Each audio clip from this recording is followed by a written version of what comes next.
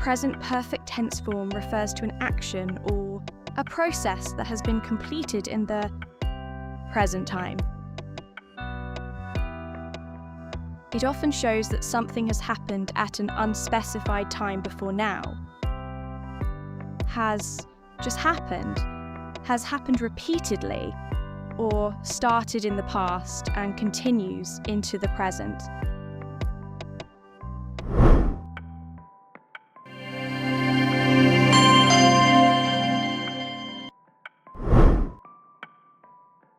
We have solved all the questions. They have left for New York just now. She has written a story today. I have finished my homework. They have visited California. He has bought a new car.